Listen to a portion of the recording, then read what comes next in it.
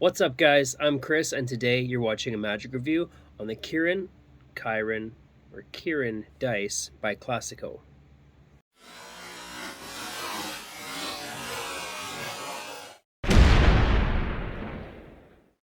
Welcome to the channel. Please subscribe if you haven't already. Like the video, comment any questions or anything that you'd like in the comment section below.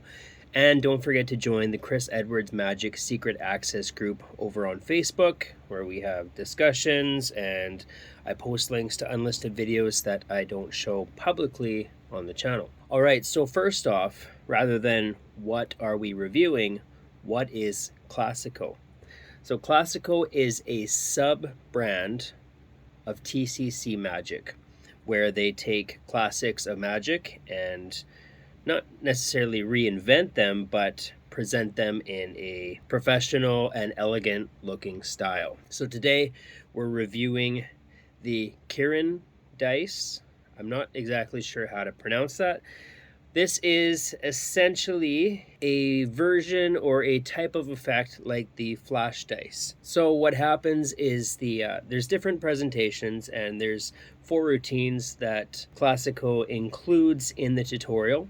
I've also thought of one that I'm going to use myself, which I will make note of. But essentially the basic form of this is you have, now they say red and black, but they're different shades, so dark and light, whatever you want to call it. But you have 3 of the lighter dice, 3 of the darker dice. Your participant will select a number. You place the dice in. None of them or which are showing that number. You can have your participant shake the box. Nothing happens.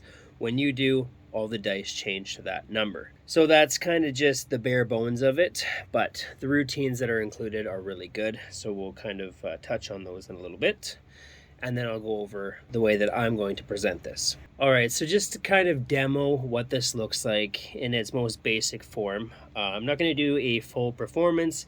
I would recommend going and watching the trailer for that, because that's going to give you the best version of this from the guys who have been practicing and using this for a lot longer than I have. So you'll have your participants select any number 1 through 6. Now this is a free choice. From there, you are going to place the dice into the box, and you'll notice that the 5, the selected number, is not showing. From there, you'll take this and you can get your participant to shake it up. Nothing happens, nothing changes, okay? You will take it, give it a shake, and show that the front row has all changed to 5. From there, you will give it a 360 and show that the back row, every dice is now the number 5. So that's basically what this does, but you're gonna obviously have some kind of performance or presentation around it. What's the quality? Okay, so the quality on this is really, really good. Now, the packaging, this is standard packaging, right? But they've really taken care to package this so that it's gonna get to you perfectly. At least I assume it is, because there are a bunch of foam inserts that they have included inside the box and inside of this box, and it's very well packaged. So I did want to touch on that, because the way mine arrived, there's no way that anything should arrive damaged if that is how they're packaging everything, which I assume that is. But the quality of the prop itself is really, really good. So I don't know what kind of wood this is made out of, right? I think what they said was walnut. The dice are really nice. You have 3 lighter dice and 3 darker dice, right? There's really not much to show. You have the bottom of the box. So it's all solid wood, very well put together. I don't really know what else to say. It's great quality. There are magnets to hold the lid in place, and that has nothing to do with the method, but I do like that it kind of holds everything together, right? So that's the quality. Tutorial. So the tutorial, they're going to go over kind of the history on this and how this version came about.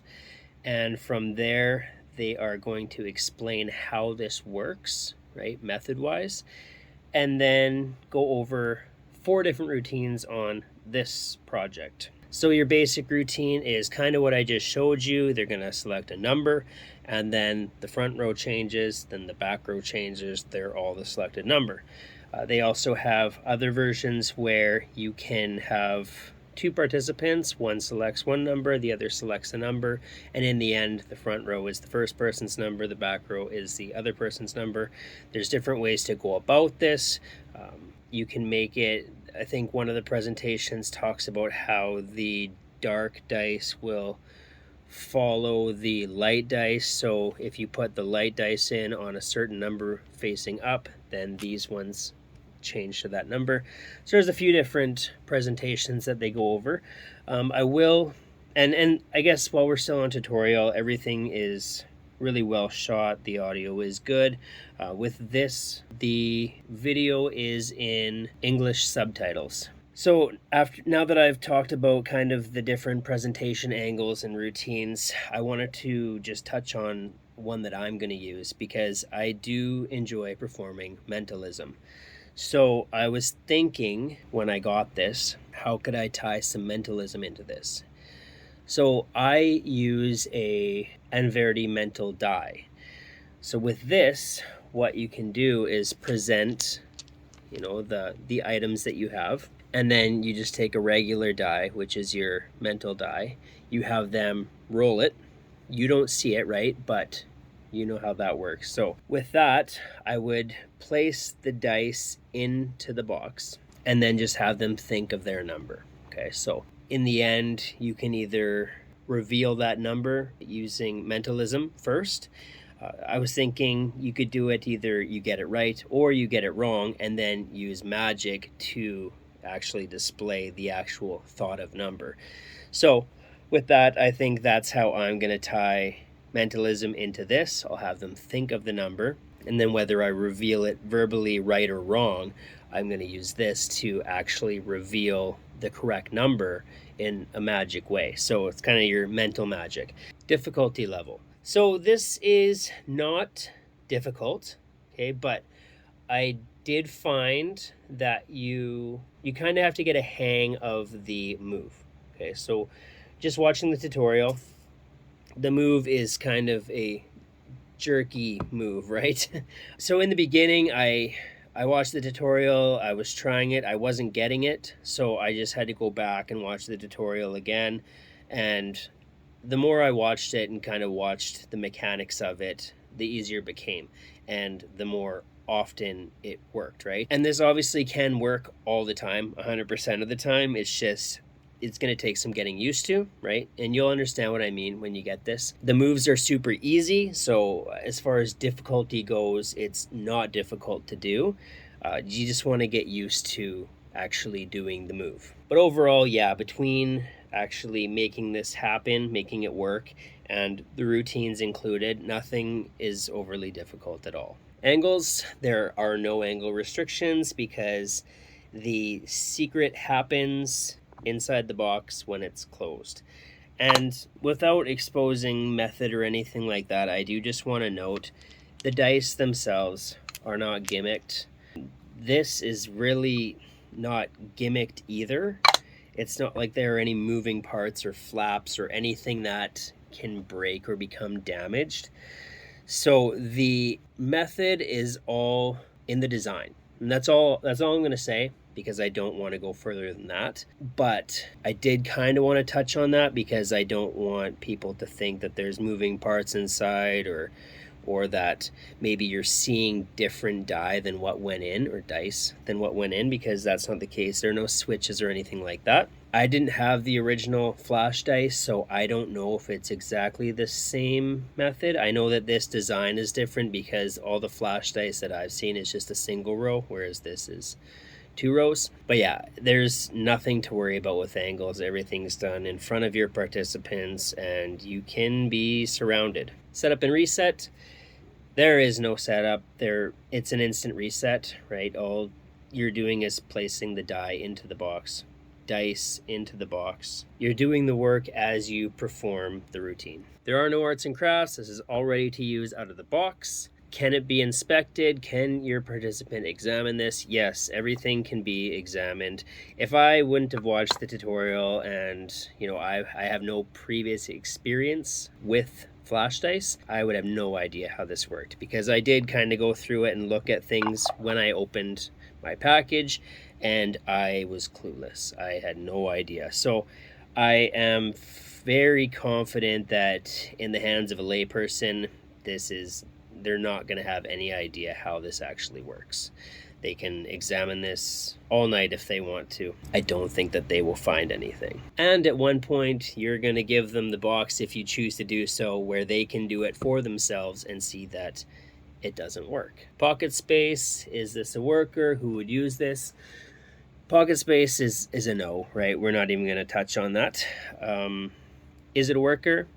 Yeah, for the close-up performer, if you want to put this into your set, I think that this is a strong enough piece because it does include audience participation and interaction. They are giving you a number. Sometimes you can use 2 people, right? So you're including more people in the magic than just yourself. This can be hands-on in a sense that they're going to try and do the, whatever you want to call that first.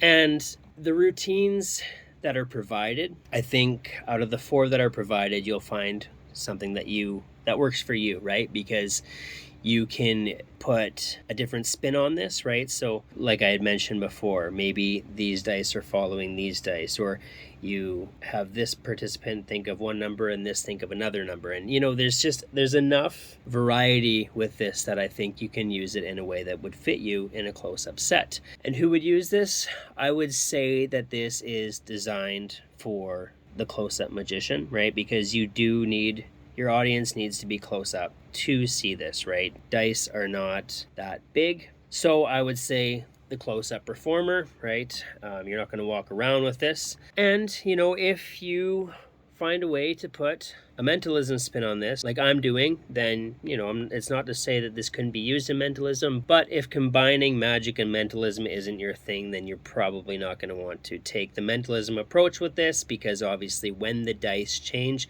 that's a magic moment. So what's the price, and is it worth your money? Okay, so right now this is on Kickstarter, and the price on this one, as we speak, is $60, but this will retail for $100. So if you want to pick this up at the discounted $60 price, then you have to back the project on Kickstarter. If you choose to wait until this retails after Kickstarter, the price does go up.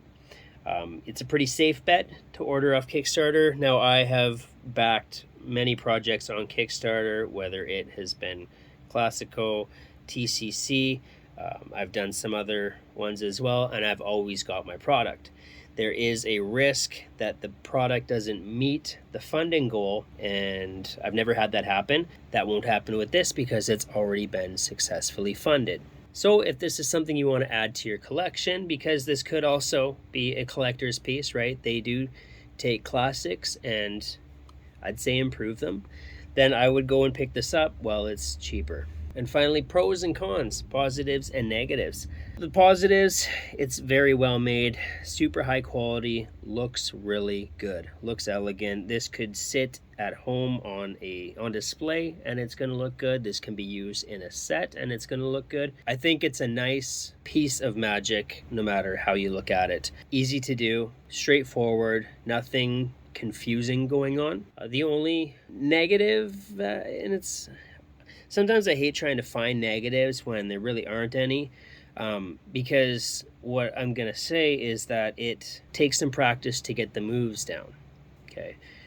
Now, it's not a negative though, because with whatever you do, you should be practicing, right? You don't watch a tutorial and then go out and perform it, or you shouldn't, right? So I can't give that a negative. It's just, it's going to take some time to get the moves down. So with that said, I mean, I can't give it any negatives because I didn't find any. So I think that's all I have to say on this one. I don't know in what order I'm going to be uploading these, but I also have the 3-body game as well as the Mayan prediction box. So they will all be uploaded around the same time. So whatever one you're seeing first or second or third, the other ones are there too. So with that, I'll leave a link to the Kickstarter in the description below.